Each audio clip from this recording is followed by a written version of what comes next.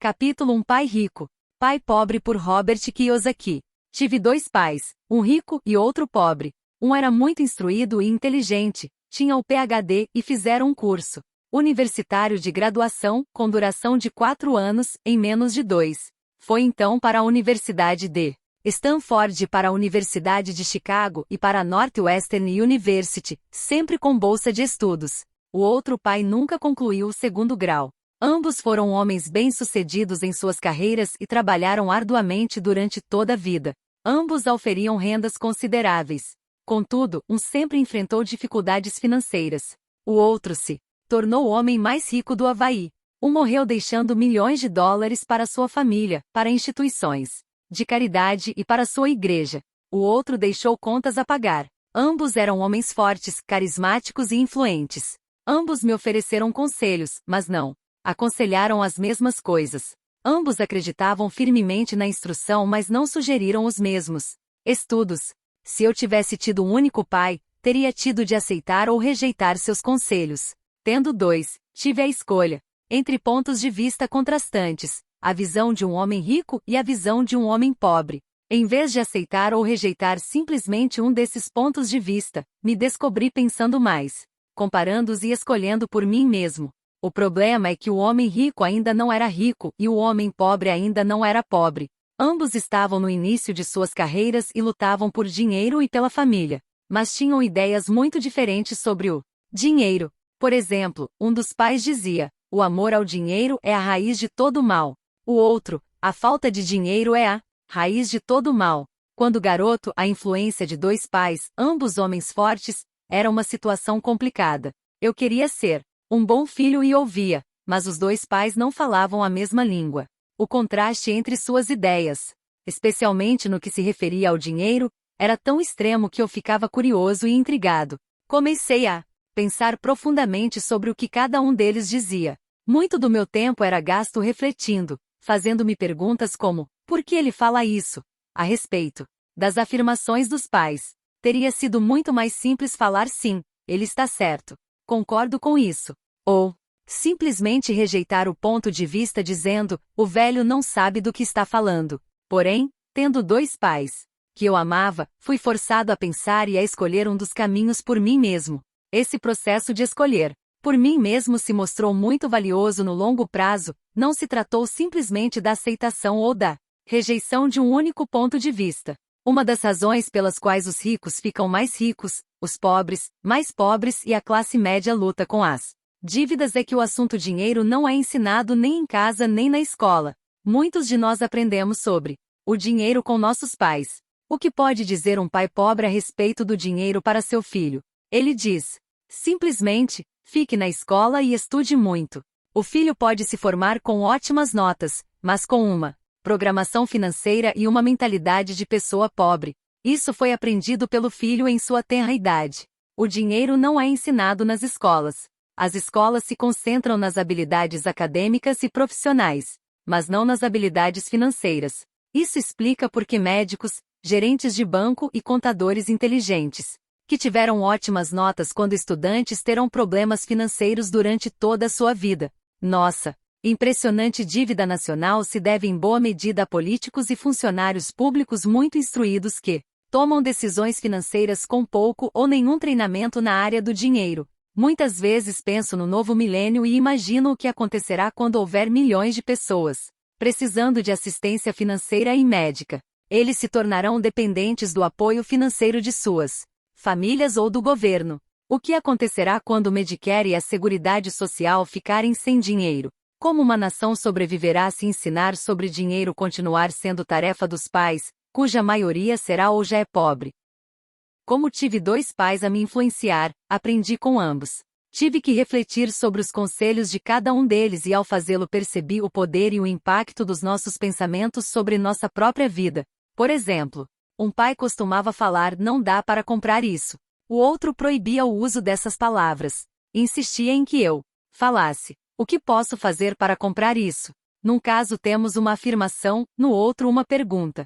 Um deixa você sem alternativa, o outro obriga você a refletir. Meu pai, que logo ficaria rico, explicava que ao falar automaticamente não dá para comprar isso, seu cérebro para de trabalhar. Ao perguntar, o que posso fazer para comprar isso, você mantém seu cérebro trabalhando. Ele não estava dizendo que comprasse tudo o que desejasse. Ele incentivava fanaticamente que exercitasse minha mente, o computador mais poderoso do mundo. Meu cérebro fica mais forte a cada dia porque eu exercito. Quanto mais forte fica, mais dinheiro ganho. Ele acreditava que repetir mecanicamente não dá para comprar isso, era um sinal de preguiça mental. Embora ambos os pais trabalhassem com afinco, observei que um deles tinha o hábito de pôr seu cérebro a dormir quando o assunto era dinheiro e o outro tinha o costume de exercitar seu cérebro. O resultado era que, ao longo do tempo, um dos pais ficava mais forte financeiramente e o outro enfraquecia. Isso não é muito diferente do que ocorre quando uma pessoa faz exercícios físicos regulares enquanto a outra senta no sofá e fica assistindo à televisão. O exercício físico adequado aumenta suas chances de ter boa saúde e o exercício mental adequado aumenta suas chances de ficar rico. A preguiça reduz tanto a saúde quanto a riqueza. Meus dois pais tinham atitudes mentais diferentes.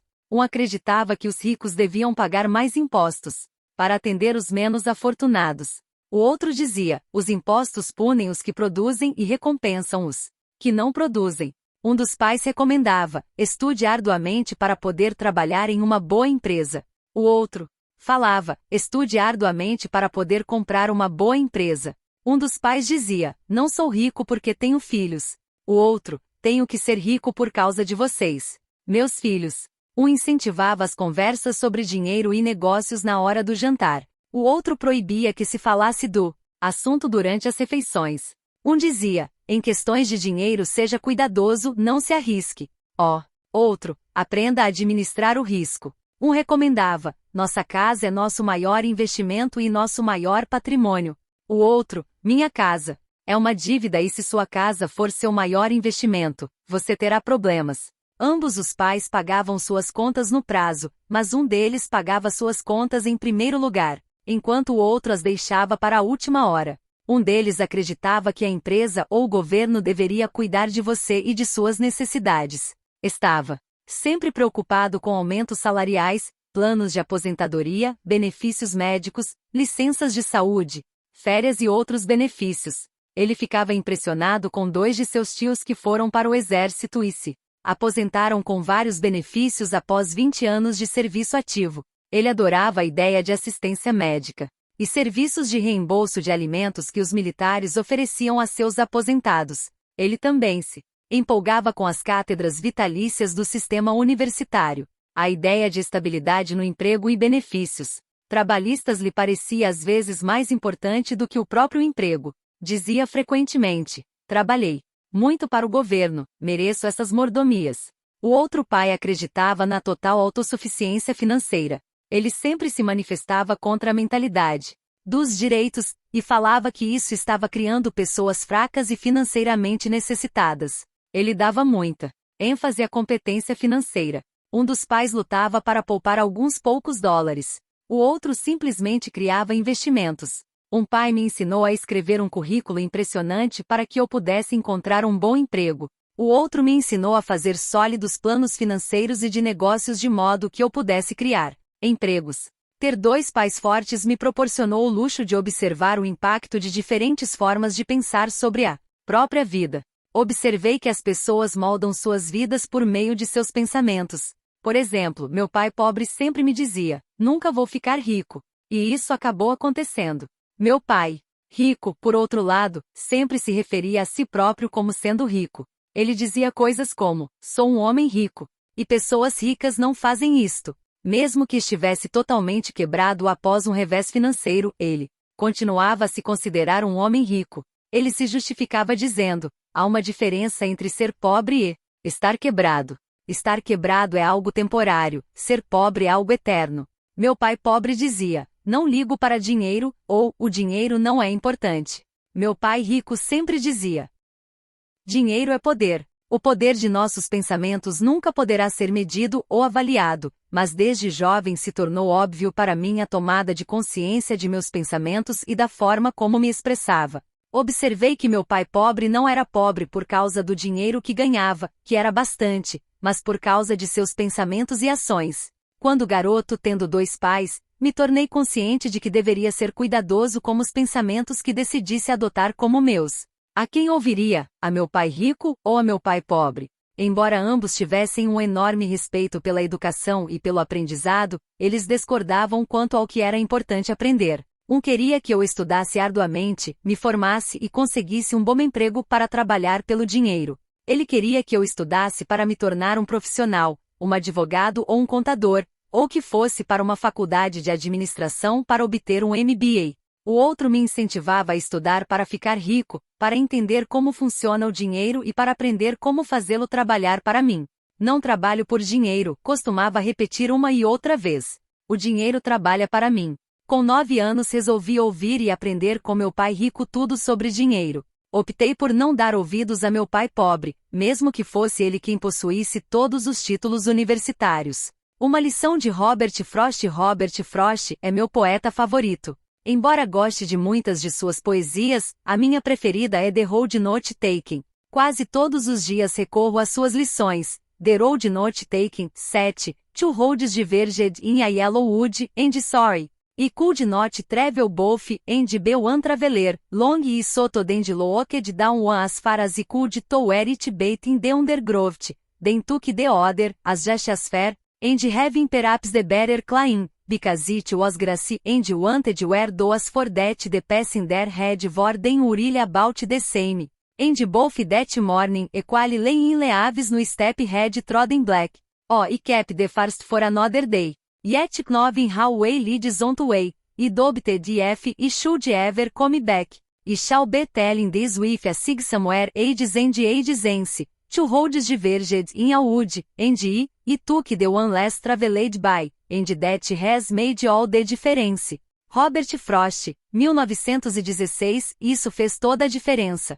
No correr dos anos pensei muitas vezes no poema de Robert Frost. Ao escolher não dar atenção aos conselhos e atitudes quanto a dinheiro de meu pai muito instruído, tomei uma decisão dolorosa, mas foi uma decisão que determinou o resto de minha vida.